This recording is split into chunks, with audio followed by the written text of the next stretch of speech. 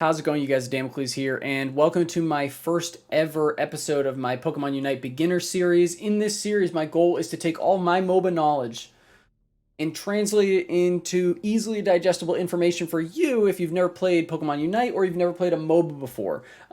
Today specifically, we're going over the attacker role in Pokemon Unite, but I want you to understand I'm not just talking about Pokemon Unite attackers. I'm going to go and talk about what a carry is, what a power spike is, all of these things that are central in every single MOBA so that you can get a better understanding when you actually hop into Pokemon Unite what playing that role entails. We're going to go over all of the different roles. I had a 30-minute video, but I'm chunking it out. And then we're going to go over team compositions, all different kinds of things that you're going to want to know if you've never played a MOBA before. Because MOBAs have a very high learning curve and there's a lot to take in.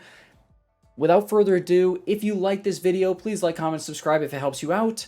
Let me dive into it. Okay, so the attacker role in Pokemon Unite. In traditional MOBAs, this would probably be referred to as a carry. What a carry is traditionally is a character that does a lot of damage later on in the game, but early game, they are not that great. Basically, you are going to get carried through early game and you're going to carry your team later on in the game. Now that's just how I'm describing it to you. That's not necessarily the textbook definition, but that's what you should think if you're planning on playing an attacker. And the reasoning behind that is that power spikes are central to any MOBA. And what a power spike is the curve at which your character becomes optimal in a game. So, for example, if we take a look at Cinderace, I'll refer to Cinderace a lot in this one. Cinderace, Score Bunny is not that great early game. Reboot, not that great, but Cinderace later on in the game, once you get all of your abilities, starts to do a massive amount of damage with his basic attacks. Now, let me just briefly go over here real quick just so you can see. Now, Cinderace is what traditionally in a normal MOBA you would call an AD carry or an attack damage carry. He does the majority of his damage through basic attacks, which is something else you should keep in mind if you're playing this character. And now, how can you tell that? Well, if you look at all of his passives and everything, and even his abilities, they all augment his basic attacks. So, if you're in a fight, you're going to be able to go and still deal damage. The brunt of your damage is going to be dealt with your basic attacks, not necessarily your abilities.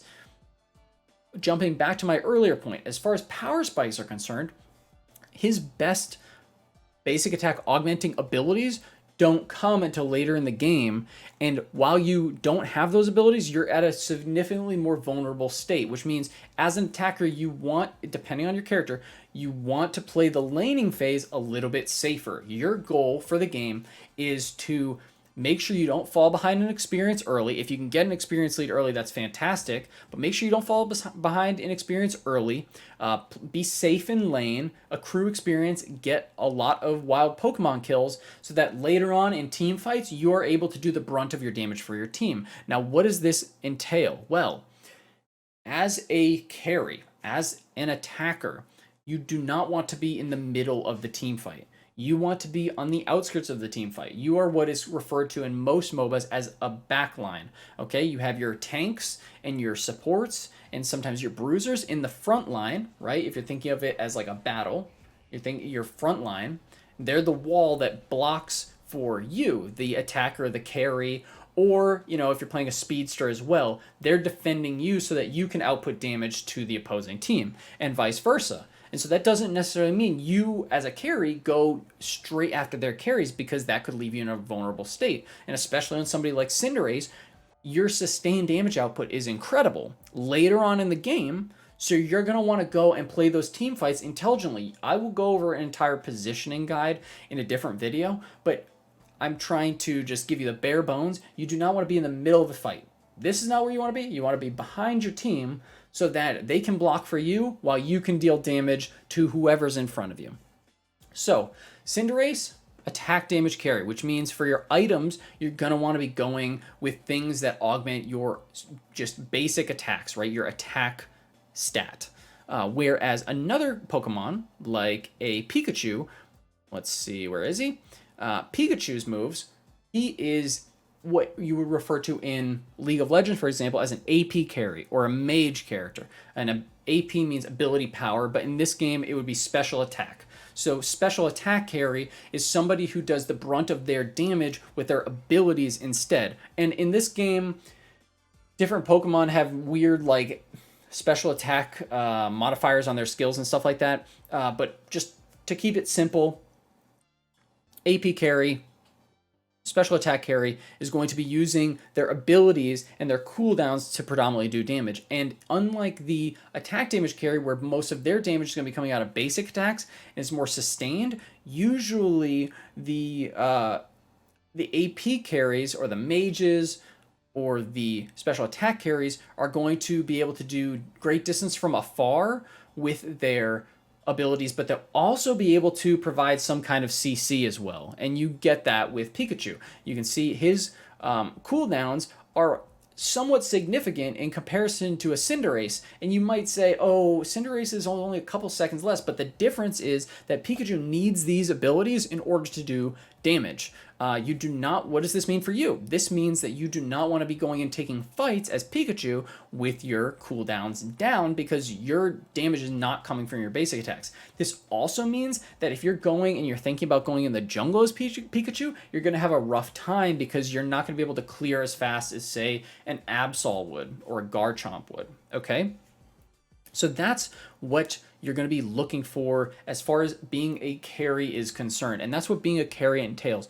Your job is to get through that early rough spot where you might not be dealing as much damage. You're not going to be able to take, you might not be able to fight like tanks or all-rounders, aka bruisers, head on at the beginning of the game. You might not even be able to fight supports straight up early game, like diving them on towers, because your damage hasn't scaled to that optimal point yet.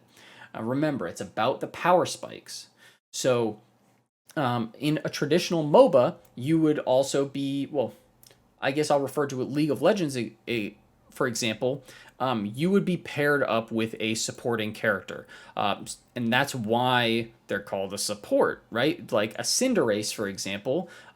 Obviously, I don't know exactly how the meta is going to shake out, but a Cinderace, for example, would be an AD carry, and somebody you might want to pair with them in a lane is someone who can go and protect them earlier on in the game, doesn't need the same amount of experience and economy that they do, so that later they can push their carries later on in the game. Now, I'm going to go and do a whole video about supports and everything, but I just want you to keep that in mind. Like if you're playing a game and you have a team composition and all of a sudden you've got, let's see, I don't know, you have an Eldegoss, you've got a Crustle, you've got an Absol in the middle, you've got a Pikachu top lane, and you're wondering what to play, and you just have a solo Eldegoss in your bottom lane, you might want to go and take a character like a Cinderace, where Eldegoss is going to have a bit better base damage early on. He's going to be able to heal you and support you throughout the laning phase, so that once you go and make it through that mid game, that 6, 7, 8 minute mark, you're going to be able to take over the game with your damage. And that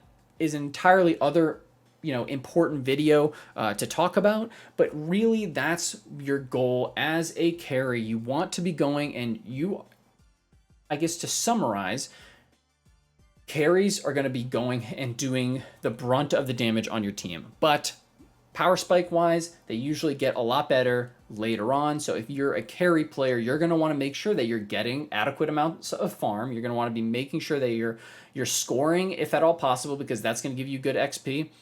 You're going to want to make sure that end game, when you are online, that you are with your team in those team fights, because they are the ones, they've supported you up until that point, right? Your support might go and let you take some jungle camps alone so that you can get an XP lead, or they might push enemies off a point for you so that you can score, and they might die just so that you can keep an XP lead.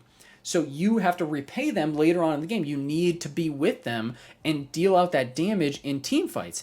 If that isn't for you, if having that responsibility of the game being on your shoulders potentially later on isn't for you, don't pick one of these characters. Don't pick one of these characters because you could go and you could hypothetically say, oh, maybe Cinderace is an S tier character, but if you go and you play a Score Bunny and you get absolutely scorched for the first 5 minutes of the game because you're playing it like it's an early game character, then you're not going to be Cinderace until the game is over and your team is basically in a 4v5. So that kind of covers it on the attacker front as far as the AD carries are concerned, and I think as far as the AP carries or the special attack carries are concerned as well. But again, these characters, I'm going to go into team comps in a different video, but these, I want you to know these different archetypes so that you can tell, what kind of role you're going to be on your team, and so you understand the nomenclature as far as, oh, what's a carry? I'm supposed to be carrying, like, you mean I can't just go and dive someone level 1 as a Score Bunny? Like, no, you don't want to be doing that, right? And, I'm a little biased. I love attackers. I love speedsters because that's what I play. But that's why I'm trying to push as much basic knowledge onto you as possible. I can go in depth if you guys have any more questions later on, or if I didn't cover anything specifically, but just in some, I already kind of summarized, but we went over carries, we went over power spikes, we went over like different engage options as far as like who you should be fighting early game, who you shouldn't be fighting early game. Hint, hint, it's probably nobody early game. Potential lane partners for you, and I hope you found this video to be useful. This is going to be the first in a long line of beginner guides for Pokemon Unite. Let me know what you want to see next. I think I'm just going to go down the line and talk about each specific role and how it relates to the rest of the map. But remember, if you're playing an attacker, if you're playing a carry, you got to do that damage. You got to put in the work to make it to your power spike. Help your team out with objectives, help your team out with doing damage, and make sure your positioning is on point. That's going to be it for me, guys. Damocles out.